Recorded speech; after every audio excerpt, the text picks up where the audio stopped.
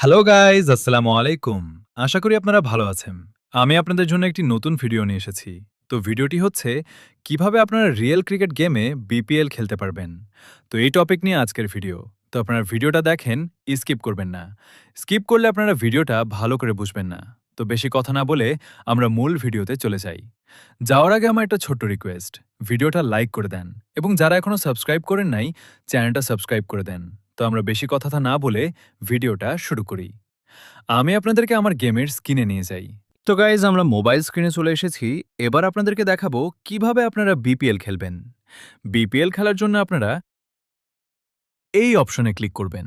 Click করার পর আপনারা এই যে এই অপশনটা দেখতে পারবেন, এখানে ক্লিক করবেন। আপনাদের সামনে এরকম অনেক অপশন চলে আসবে।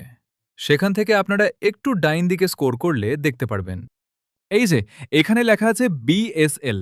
আসলে এটা বিপিএল, কিন্তু গেমে এটার নামটা চেঞ্জ করে দেওয়া হয়েছে। আপনাদের যদি আমি আরও ক্লিয়ার করে দেখাই, তাহলে আপনারা দেখতে পারবেন এই যে মাঝখানে লেখা আছে বাংলাদেশ প্রিমিয়ার লিগ।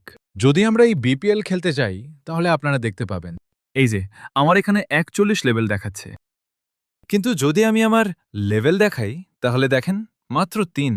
তাহলে আমরা বুঝতে পারলাম আমাদের বিপিএল খেলার জন্য ৪১ লেভেল করতে হবে। লেভেল বাড়ানোর জন্য আমাদের বেশি বেশি এগুলো ম্যাচ খেলতে হবে। আমি যদি আপনাদেরকে ইন্টারন্যাশনাল এই অপশনটায় ঢুকে দেখায়, এই যে এটা যদি আমরা খেলতে চাই তাহলে আমাদেরকে ২০টা টিকিট দিয়ে খেলতে হবে। তো গাইজ, এ পর্যন্তই আজকের ভিডিও। ভিডিওটা ভালো লাগলে লাইক এবং চ্যানেলটা সাবস্ক্রাইব করে দিন।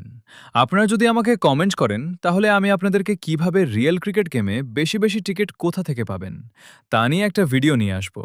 তো ভিডিও দেখার জন্য চ্যানেলটা সাবস্ক্রাইব করে পাশে থাকুন। ধন্যবাদ।